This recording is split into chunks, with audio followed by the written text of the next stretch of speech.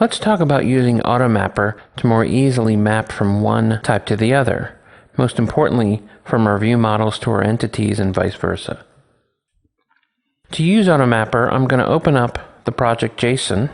Since it's not part of the core experience, we're not going to get helpers when we try to create AutoMapper. It's not going to know intuitively that that's going to be a package we want, so we need to go ahead and add it here in our dependencies. So as I start typing AutoMapper, it's going to give me what versions are out there right now. So I'm going to use AutoMapper 404, which is pretty much the latest version as of the writing of this course.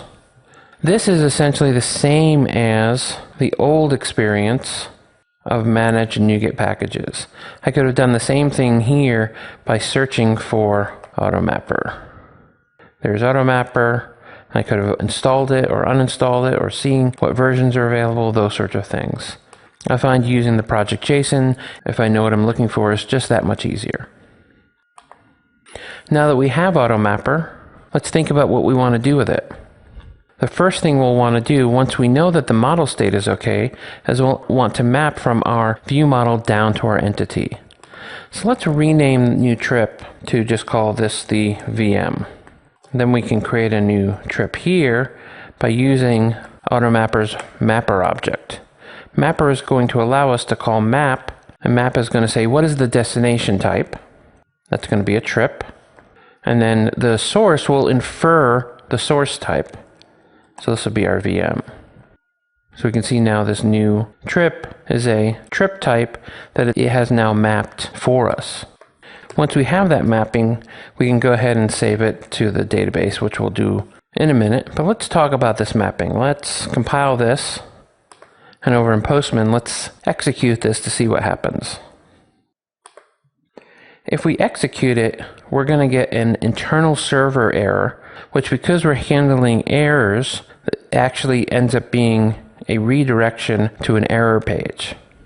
Most likely, this content from an API perspective isn't going to be all that useful. So we don't really want 500 errors to happen. We want to be able to trap that and then give the user back some useful information about the error. Whether they can do anything with it is another matter, but at least they'll know what's going on, not just get a bulk of HTML that was really just a redirect because of the error.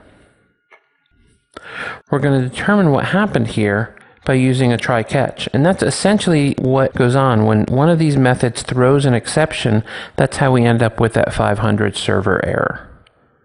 So for me, I'm going to go ahead and put a try catch around almost our entire process, so that when we catch this error, we can do something about it. And what are we going to do when we catch the error? Well, first, we're going to tell it that we had a bad request. Something happened. There are other solutions for this, but bad request is usually what I want to return when there is a failure that I knew about. 500 is really reserved for when there's a failure that I don't know is coming. And so then I can return a JSON object that represents some information about the error. And I'll go ahead and put it in a message by getting the exception, including the exceptions message itself. I probably won't include the entire message object because I don't want to look at stack traces and inner exceptions, but this will just give us sort of a brute force message to return back. So if we go back to Postman and issue it again, it probably will still fail, but at least we're going to get the message. And the message we're getting is missing type map configuration or unsupported mapping. This is an AutoMapper error that said, you never told me about this conversion, therefore I'm not going to assume we can do the conversion out of the box. So how do we do that configuration? We'll go back to the startup and let's add mapper.initialize. Mapper.initialize allows you to specify all the configuration for the different mapping between types. And as configuration happens, it optimizes it. It assumes that you're not going to go back and add new mapping types all the time. And so the best practice with AutoMapper is to use this initialize. The initialize takes an action, or a lambda if you prefer. And then within the expression, we can go ahead and use the past and configuration object to add our maps. So config.createMap And create map is going to take two generic parameters, the source of the map and the destinations of the map. So we'll just go from trip to trip view model. Bring that namespace in, and we've created that map that goes from one type to the other. So that configuration should work now, except it doesn't. It still says missing type. And the reason is a not so subtle one that you're going to want to get your head around. And that is when we look at the trip controller, what are we doing? We are mapping from trip view model to trip. And of course, what we configured was going from trip to trip view model. So we need what directions we're going. And we can do that automatically by adding, as a Fluent syntax here, reverse map. So this says, I want to go from trip to view model, and while you're at it, do the reverse of it as well. Let's test that in Postman. And now we're getting the created working, because what we're essentially getting here is this mapping is succeeding. Let's go ahead and run the debugger to prove it. Here we can see that in the VM itself, we're going to have name and then the created, which ends up being the default date that was put in the VM by us.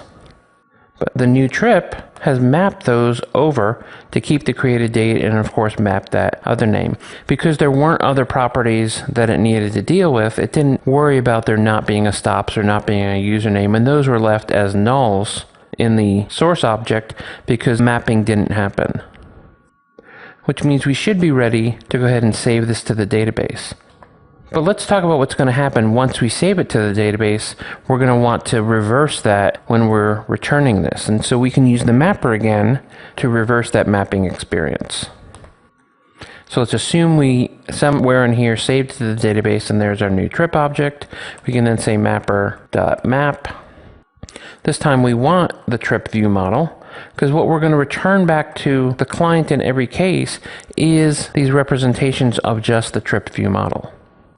So we're doing the mapping coming from view model to entity so that we can, in a minute, save it to the database, and then we'll take the result of that database save and send it back to the client as a new view model. Let's see what this looks like. Let's see what we get back.